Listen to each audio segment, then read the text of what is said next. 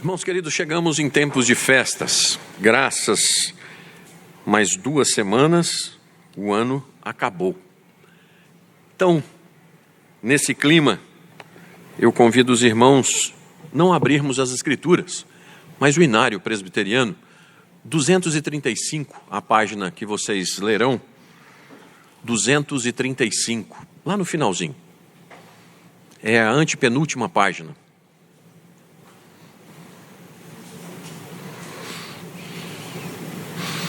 Credo Apostólico.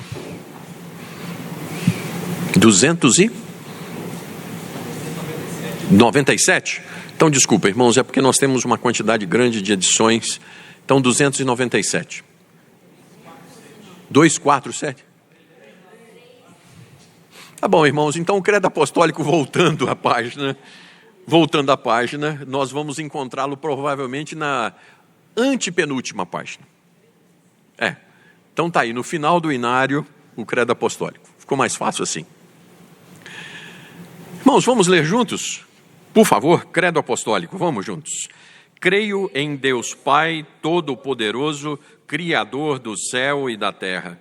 Creio em Jesus Cristo, seu único Filho, nosso Senhor, o qual foi concebido por obra do Espírito Santo, nasceu da Virgem Maria, padeceu sob o poder de Pôncio Pilatos, foi crucificado, morto e sepultado, ressurgiu dos mortos ao 3º dia, subiu ao céu, está sentado à direita de Deus Pai Todo-Poderoso, donde há de vir para julgar os vivos e os mortos. Creio no Espírito Santo,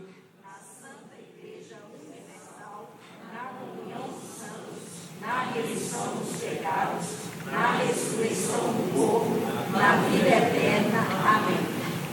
Oremos.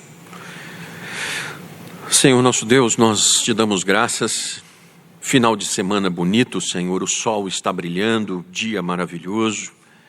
Senhor, já andamos de um lado para o outro, já ouvimos a Tua palavra, já cantamos. E agora, Senhor, chegou a hora de nós pararmos tudo e ouvirmos a voz do Senhor. Deus, às vezes, tem tanta coisa passando pela cabeça nessa hora. Ó Deus, nos ajuda, que pare tudo, Senhor, que seja a hora de ouvir o que o Senhor tem ao nosso coração. Por favor, Senhor, por favor, nos ajuda, porque precisamos ouvir a Tua palavra como questão de vida mesmo, questão de direcionamento, questão de alento. Então, eis aqui o Teu povo, eis aqui o Teu servo, sê conosco e que possamos voltar para casa, tendo mais razão ainda para respondermos quando alguém perguntar a origem da esperança que há em nós. Em nome de Cristo, o Salvador vivo, é que nós oramos. Amém. Irmãos, nós temos no tema de hoje, Natal significa salvação e nós pregaremos uma série de 2 sermões. Domingo que vem nós pregaremos sobre o mesmo ou sob o mesmo tema. Natal significa salvação e... Então, irmãos, algumas perguntas chegam. Pastor, nós comemoramos Natal? Óbvio, irmãos, que nós comemoramos Natal. Jesus Cristo não nasceu no dia 25, você pode ter certeza, não é 25 de dezembro. Mas na falta de uma data precisa, nós comemoramos no dia 25 de dezembro. E tem sido assim ao longo da cristandade, uma bênção, irmãos. Pastor, usamos enfeites de Natal? Irmãos, se vocês chegarem lá em casa, vocês vão ver uma árvore de Natal grande, viu? Toda enfeitada. Tá, irmãos? Eu só não tenho Papai Noel, porque Papai Noel é mentira. Então, você ensinar mentira para menino fica ruim como cristão. Mas nós temos árvore de Natal, nós comemoramos o Natal e nós somos muito felizes comemorando o Natal. Ah, mas o fato mais importante é a morte de Jesus. Sem sombra de dúvida. Mas para que ele morresse, um dia ele teve que nascer. Então, comemoramos o nascimento do Salvador. Natal significa nascimento do Salvador. Comemoramos Natal e, se é a comemoração de um Salvador, é porque nós estávamos perdidos em delitos e pecados. Por isso, irmãos, nós lemos agora no Credo Apostólico as doutrinas básicas da fé cristã e lemos assim: cremos na Santa Igreja Católica ou Universal. Vocês me perdoem, mas eu não sei o que fica mais complicado aqui, tá, irmãos? Então, eu particularmente eu usaria católico, porque é menos desgastado. Eu creio na Santa Igreja Católica, na comunhão dos santos e na remissão dos pecados, na ressurreição do corpo e na vida eterna. Amém. Então, irmãos, nós cremos na remissão de pecados, porque houve o Natal, porque houve o nascimento de um Salvador. Mas a grande questão, irmãos, é: quantos vivem na igreja ainda, até hoje, sem ter o alívio de perdão de pecados? Não são poucos, irmãos, não são poucos que vivem uma fé cristã sem poder, sem autoridade, sem alegria, porque não creram no perdão dos seus pecados. E acreditem, são muitos. Existia um ditado antigo que dizia assim: ir a Roma e não ver o Papa não tem graça. Você ser cristão sem se apropriar do perdão de pecados não tem o menor sentido, não faz o menor sentido. E aí, irmãos, só se os nossos pecados forem perdoados é que as coisas melhores estão por vir. Se os nossos pecados não foram perdoados, está tudo do mesmo jeito, o que nos espera é o inferno e não tem nada de bom para vir. Mas se de fato nasceu um Salvador, ele foi crucificado e morreu e pagou pelos meus pecados, eu creio na remissão dos meus pecados, eu tenho muita coisa para poder esperar de bom, que nem olhos viram, nem ouvidos ouviram, nem jamais penetrou em coração humano, para aqueles que amam o seu Salvador dos seus pecados. Só mais um pouco de tempo, então, irmãos, nós veremos face a face e conheceremos como nós somos conhecidos. Nós veremos o Rei em sua formosura e nós não sairemos mais da presença dele, se de fato nós fomos perdoados. Bem-aventurado aquele cuja iniquidade é perdoada e o pecado é coberto. Bem-aventurado, é muito feliz aquele cujo pecado recorrente é perdoado. Dona Eliana, orando, ela disse assim: Senhor, nos perdoe pelos pecados que às vezes nós já pedimos perdão. Estamos aqui pedindo perdão de novo. Isso se chama iniquidade, irmãos. Iniquidade é pecado que você peca, peca e peca. Então, perdoa, Senhor, as iniquidades. E quando nós falamos que Cristo é o nosso Salvador, Ele não fez a metade da obra. Ele nos perdoou de todos, inclusive as iniquidades. Está pago. Foi pago o de ontem, o de hoje e o de amanhã. Está pago. O juiz, então, irmãos, não perdoa o ladrão porque ele se arrependeu. O juiz não tem como perdoar um ladrão assim. A tristeza de hoje não apaga a conta de pecados de ontem. Eu posso ficar muito triste. Nem mesmo um oceano de lágrimas pode pagar pecado. Não adianta. Pecado só é pago por Cristo Jesus. Pecado tem custa de sangue. O salário do pecado é a morte. Se alguém pecou, alguém tem que morrer. E Cristo morre no lugar do seu povo, irmãos. Essa é uma bênção. Irmãos, a doutrina da justificação é a doutrina mais importante da fé cristã. Justificação não significa que quando Cristo te perdoou, você se tornou inocente. Esqueça. Esqueça, não é assim. Imagine o seguinte: vocês já devem ter visto algum júri por televisão ou o que seja. O indivíduo chega manietado, né? Ele chega de corrente nos pulsos, nos pés, preso, aquele uniforme laranjão, e o advogado chega diante do juiz, e o nosso advogado é diferente. O Senhor Jesus não chega diante de Deus para mentir. Ele é um advogado diferente. Ele chega diante de Deus para poder dizer assim: Jeová, está aqui a ficha dele. E solta a ficha. Pai, Jeová é culpado. Completamente culpado, pai. Mas eu paguei a dívida dele com o meu sangue, porque o Senhor me mandou resgatá-lo. O pai olha, pega o seu martelo de juiz eterno, justificado dos seus pecados. Tira o uniforme de presidiário, coloque uma veste nova nele, um anel no dedo, sandália nos pés, e ele passa de condenado a meu filho, adotado em Cristo Jesus. Continua com a lista de pecados. Pagos. Pagos, irmãos. Pagos. Nós não somos inocentes. Nós somos justificados. Nossos pecados jamais serão lembrados, porque foram pagos, mas eu continuo sendo pecador. A justiça de Deus foi feita. Deus não pode simplesmente dizer, eu não vi. Deus não pode não cobrar, mas Ele cobra a dívida. Ele cobra a dívida em si mesmo, no seu filho, que não fez nada por amor a você. Isso é Natal. Isso é perdão. Isso é justificação. Todos os homens necessitam de perdão, porque todos os homens são pecadores. Irmãos, vocês conhecem aquela escola aqui em Belo Horizonte que está ensinando o que é errado? Matrícula barata, vocês já viram a escola? A Lívia quase caiu do banco, irmãos. Não existe escola, irmãos, para ensinar a criança o que é errado. As escolas estão aí para ensinar o que é certo. Porque errado já nasce na criança.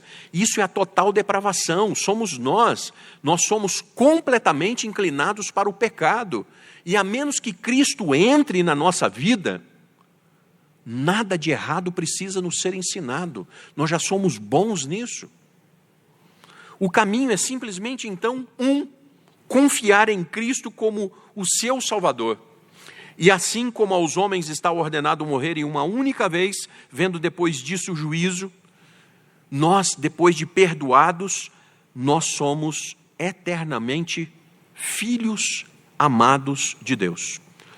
E a Cristo Jesus, por aquele sangue vertido, por um sacrifício aceito, nos limpou de toda a injustiça, irmãos.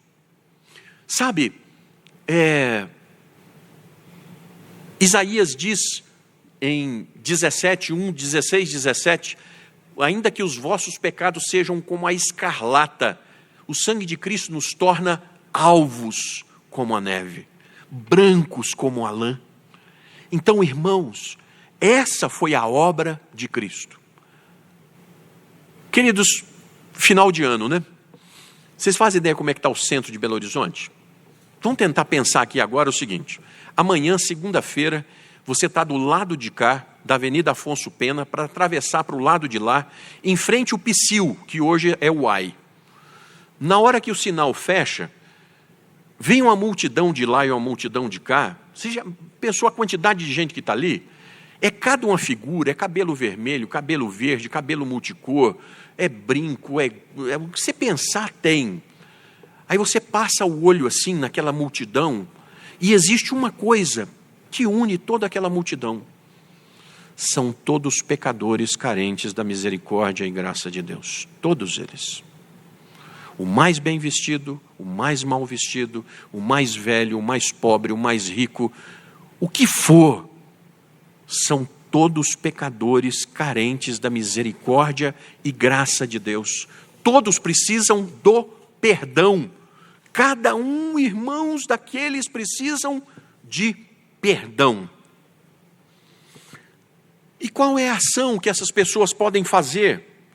Qual é o melhor das suas obras, irmãos? Toda obra é imperfeita. Toda obra é assim. Toda obra humana é mais ou menos defeituosa. Ou ela é errada em seus motivos, ou ela é incompleta no seu desempenho, ou ela é feita por princípios imperfeitos, ou ela não é executada de maneira perfeita. E o seguinte, o homem acha, eu fiz um negócio perfeito, extraordinário. Mas quando as obras são pesadas na balança, queridos, à vista da luz do céu, elas são cheias de falhas. Nós olhamos aquela cachoeira linda, aquela água, e nós falamos assim, nossa, que água pura. Aí você fala assim, opa, antes de beber eu vou mandar analisar. E ainda bem que você mandou analisar. Ainda bem. Porque a água pura é muito difícil, mas não existe obra pura. Irmãos, o relato de Davi é verdadeiro. Não há quem faça o bem, não há um sequer. Até algumas pessoas tentam fazer o bem, mas nós acabamos errando e fazendo mal. Quantos de nós tentando fazer o bem para a esposa, para os filhos, para um irmão querido, a pessoa do outro lado entende um negócio completamente equivocado, irmãos? Então, todos aqueles que estão no livro da vida, eles têm uma frase: eu obtive perdão e misericórdia em Cristo Jesus. Não fui eu, Ele fez isso por mim. Os apóstolos, os profetas, o nobre exército de mártires, Maria, no Magnificat, o mais belo hino das Escrituras, a minha alma se alegra em Deus, o meu Salvador. Maria diz assim, eu agradeço a Deus pelo perdão que eu tenho em Cristo Jesus, irmãos. Todos nós somos grandes pecadores e nós todos precisamos então de um grande perdão. Natal é isso. Nasceu-nos o Salvador, o Perdoador. E o perdão, o arrependimento que gera o perdão é o primeiro passo para o céu. É enxergar claramente que nós merecemos o quê? Inferno. Mas Deus colocou para nós céu. Perdão perfeito. E só há dois caminhos. Ou você diz assim, Senhor, eu preciso ser perdoado. Ou você vai dizer assim, vou continuar vivendo a vida que eu quero viver. Um vai para a direita e o outro vai para a esquerda. Irmãos, evangelho é o quê? É Deus encontrar o homem exatamente como ele é. Pecador, carente da misericórdia e graça. Cristo e igreja, guardem essa combinação, Cristo e igreja, é para a gente falha que precisa ser consertada e transformada por Ele e aqui na igreja. Então, o sacrifício na cruz e morte, o derramamento de sangue, é para pagar por pecados. O Natal é a comemoração dessa coisa que nos traz a paz. Aí nós cantamos, noite de paz, noite de amor. Noite de paz em relação a quê? Eu estava perdido, eu estava no inferno. E agora há paz. Porque nós temos paz com Deus por intermédio de Cristo Jesus, o nosso Senhor. Nós temos paz, irmãos. Queridos, o cristianismo tem um remédio que livra da doença a morte eterna. E o remédio é o sangue de Cristo. Cristo como grande perdão para os grandes pecadores. Então, irmãos, afunilando nesse caminho para perdão, o sacerdote judeu não tem poder para limpar o leproso. O ministro cristão não tem poder para perdoar pecados. Ministro cristão pode somente declarar e pronunciar de quem são perdoados os pecados. Daqueles que disseram, Senhor Jesus, Tu és o meu Senhor e Salvador. Você pode vir à Santa Ceia quantas vezes você achar que, né? Você pode vir ao culto todos os domingos, mas se você não entender que o pão significa um corpo que foi moído em seu lugar, irmãos, muito se vai perdendo da compreensão das Escrituras. Pelas suas pisaduras nós fomos sarados. Nós lemos o texto. As pessoas não sabem o que é uma pisadura. É um cavalo quando ele pisa em você e aquilo vai ficar doendo 3 meses, 6 meses, quem sabe para a vida inteira, porque amassa o lugar. Então, o corpo de Cristo foi amassado em nosso lugar. Significa que eu não tenho que ser amassado como ele foi. Irmãos, o sangue de Cristo significa que alguém morreu a morte que eu tinha que morrer. Eu devia estar lá, mas ele subiu na cruz. Tem alguém aqui dentro que pediu a Cristo para subir na cruz no lugar dele? Tem alguém aqui que um dia pediu a Cristo para nascer, para morrer no seu lugar? Mas ele fez isso por você, meu irmão. Antes que você sonhasse, ele te amou com amor eterno que não pode ser frustrado. Irmãos, nada de justiça própria, não fui eu, foi o Senhor, totalmente o Senhor. Queridos, obras, vou reforçar isso aqui. A moeda normatizada para entrar no céu é Jesus Cristo. Não são obras. Aí alguém tenta entrar pela janela. Ah, mas eu vou fazer uma boa obra aqui. Mas quem tenta entrar pela janela é salteador, não é filho, não entra. O Senhor Jesus disse expressamente: depois de haverdes feito tudo quanto vos foi ordenado, vós sois servos inúteis. Vocês não fizeram nada além do que deveriam ter feito. Por favor, raciocine. Se nós pudéssemos ter chegado a Deus de per si, para que Natal? Irmãos, o Senhor Jesus estava na eternidade, vivendo todas as benesses de morar com o Pai. Aí ele deixa toda a sua glória e vem morar aqui. Ele vem morar aqui, sofrer aqui, morrer aqui. A cruz, irmãos, portanto, é só de Cristo.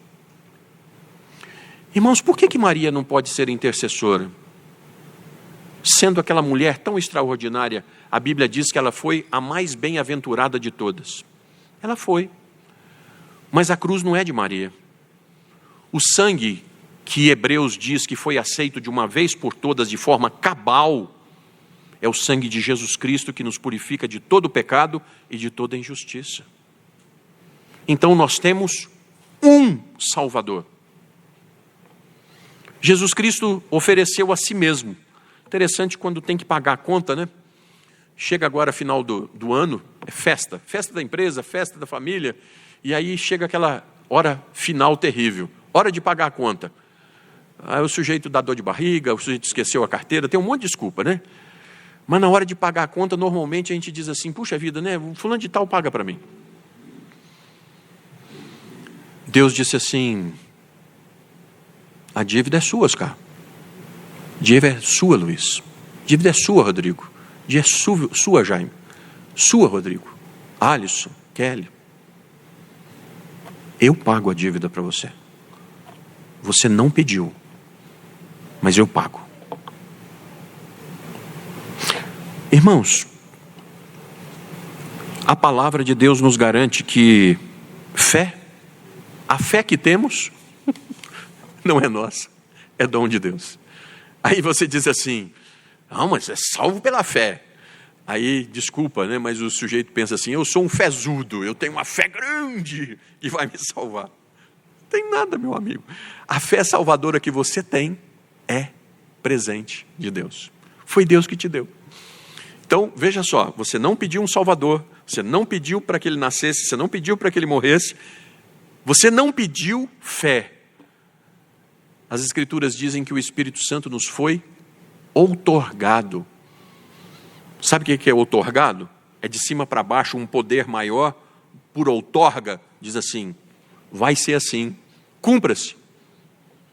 É assim, irmãos, é assim. Irmãos, eu gostaria de pensar então que perdão é um milagre. Perdão é um milagre. Você precisa de um milagre? Vamos fazer o seguinte: todos nós aqui dentro ouvimos a voz do tentador de vez em quando. Ivan, você não tem jeito não. Tal época você fez isso. Ouve a vozinha? Quem aqui dentro não ouve a voz, irmãos? Do tentador dizendo assim: você não tem jeito não. Você fez isso assim. Mas, irmãos, nós precisamos nos apossar das Sagradas Escrituras. Quem intentará acusação contra os eleitos de Deus, se é Ele quem os livra? Quem os condenará? Antes, o Senhor nos justificou em Cristo Jesus. Então nós precisamos ter coragem e autoridade para poder crer no perdão dos nossos pecados, para seguirmos uma vida em paz em frente. Irmãos, todos nós aqui, todos nós temos alguma coisinha que fica lá do passado. É tempo de Natal, é tempo de um perdão perfeito entrar na nossa casa. É tempo de nós nos apropriarmos de verdade e termos noite de paz. Mas, irmãos, eu gostaria de, caminhando para o final, como é que nós identificamos alguém que é realmente salvo? Porque, preste atenção, se pessoas aqui dentro não acreditam ainda no seu perdão de pecados, essas mesmas pessoas dizem assim: será que eu sou salvo mesmo? Será que eu sou salva mesmo? Como é que... Irmãos, almas que foram perdoadas de verdade, elas passaram a odiar o pecado. Nós erramos, irmãos. Erramos porque não tem jeito de não errar, mas eu não peco com prazer. Almas que foram perdoadas de verdade não têm prazer no pecado. Em segundo lugar, almas perdoadas amam a Cristo, amam o Senhor Jesus, a sua pessoa, o seu ofício, sua obra, seu nome, sua cruz, seu sangue, suas palavras, seu exemplo, o seu dia a dia, os seus mandamentos. Eu amo a palavra do Senhor Jesus. Sou salvo. Em terceiro lugar, almas perdoadas são humildes. O que é meu nesse mundo? O pecado. O resto é de quem mesmo? Tudo do Senhor, irmãos. Então o que é meu? Meu é o corar de vergonha, porque eu não tenho nada que sirva, e tudo aquilo que de bom existe em mim foi outorga de Deus. E aí o bispo Riley diz: quando você não tem nada que possa chamar de seu, a não ser o seu pecado e a fraqueza, então a humildade da total dependência de Cristo é a sua vestimenta. Irmãos, o que temos? O apóstolo Paulo então vai dizer: aquele que glorie-se no Senhor. Senhor, a melhor coisa que eu tenho, o melhor patrimônio que eu tenho, é o Senhor na minha vida. Que darei ao Senhor por todos os teus benefícios para comigo? Quinto lugar, irmãos, almas perdoadas são inclinadas ao perdão. Irmãos, como é que nós podemos dar misericórdia? Que nós recebemos. Por que nós amamos a Deus? Porque Ele nos amou primeiro. Então, irmãos, almas perdoadas são inclinadas ao perdão. Irmãos, por favor, me permitam aqui agora apertar mais um pouquinho. Eu já falei sobre pessoas que não creem no perdão de pecados, pessoas que têm dúvida da salvação e pessoas que precisam de perdão. Eu não gostaria que você fosse para casa em paz hoje. Vou explicar por quê. Sabe aquele filho que brigou com o pai e ficaram anos sem se falar? Aí o filho escreve uma carta para o pai e diz assim: pai, eu estou precisando colocar as coisas em ordem com o Senhor e eu estou chegando de trem. Se o Senhor quiser me receber aí na casa do Senhor, o Senhor coloca um pano branco aí na janela da cozinha, que dá para poder ver da hora que eu chegar de trem, que aí eu vou conseguir chegar na casa do Senhor. Se não, eu sigo viagem, eu vou embora. E aí ele, durante a viagem, ele encontra com o pastor, conta a história para o pastor, e quando está chegando, o pastor chama ele naquele meio do vagão ali, para poder ver, né, o que o pai tinha respondido. Tinha pano branco pendurado na árvore, na cerca, para a casa inteira. Mas ele viveu anos, sem perdão do pai. Do pai. E tem a outra história, irmãos. Um pai muito rico, cristão austero, Na formatura do filho, o filho esperando, né, que ele fosse ganhar alguma coisa extraordinária. Aí o pai deu algumas palavras e falou assim: está aqui o seu presente, filho. E deu uma Bíblia para ele. O rapaz pegou a Bíblia, falou assim: é isso que o senhor está me dando? Jogou longe. Ficaram inimigos durante quase 3 décadas. O pai morreu. Aí ele foi até o escritório do pai e, pasme, mas a Bíblia estava em cima da mesa no escritório do pai. Ele olhou aquela Bíblia e falou assim: mas não é possível. Sentou sozinho, falou assim: agora eu vou abrir a Bíblia. A hora que ele abriu a Bíblia, tinha uma chave e um bilhetinho assim: filho, que Deus te abençoe com toda a sorte de bênçãos, totalmente pago, seu pai. Ele levantou e falou assim: mãe, o que é isso? Vai lá na garagem, meu filho. Tem 30 anos que seu pai comprou o carro da época para você e você desprezou. E você não falou com seu pai até que ele morresse para receber dele o que ele tinha te dado. Irmãos, essas histórias são histórias, mas cada um aqui dentro tem uma história. Cada um aqui dentro tem uma história que precisa dizer assim: eu perdoo, eu quero seguir em frente, eu preciso de perdão. Nós só podemos perdoar se nós formos perdoados por Deus uma vez.